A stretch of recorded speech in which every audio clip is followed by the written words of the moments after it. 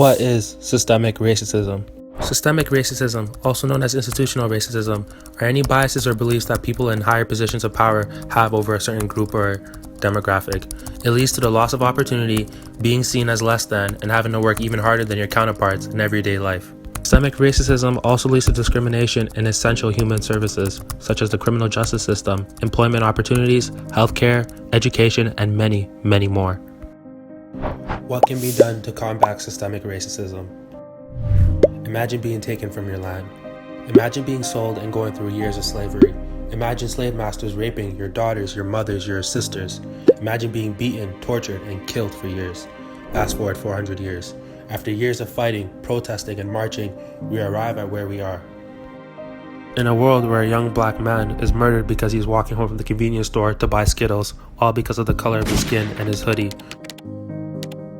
In a world where a young black man goes for a jog and doesn't make it home simply because of the color of his skin, he is chased down and murdered by 2 former police officers. In a world where an officer is able to kneel on a man's neck for 8 minutes and 46 seconds, all because of the color of his skin. I can continue going on and on and on. We can talk about Elijah McClain, we can talk about Breonna Taylor, we can talk about Eric Garner, we can talk about Sean Bell, we can go all the way back to Rodney King. The story remains the same.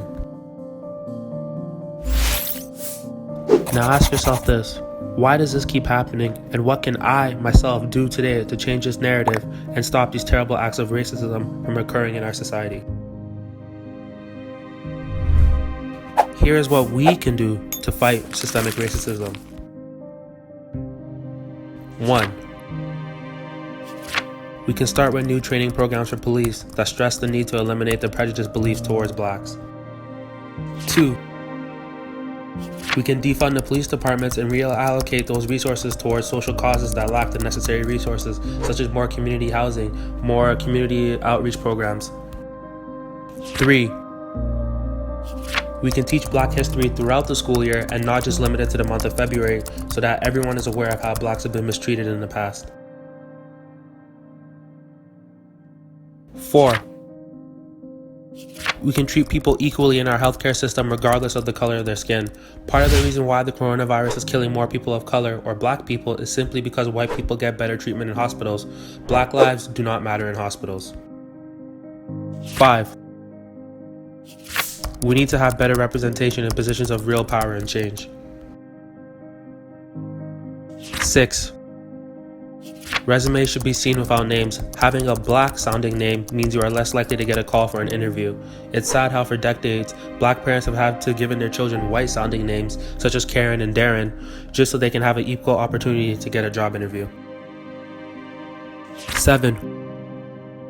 We address any and all forms of racism or prejudice that we see in our everyday lives and correct said behavior, or no longer interact with people who hold such beliefs.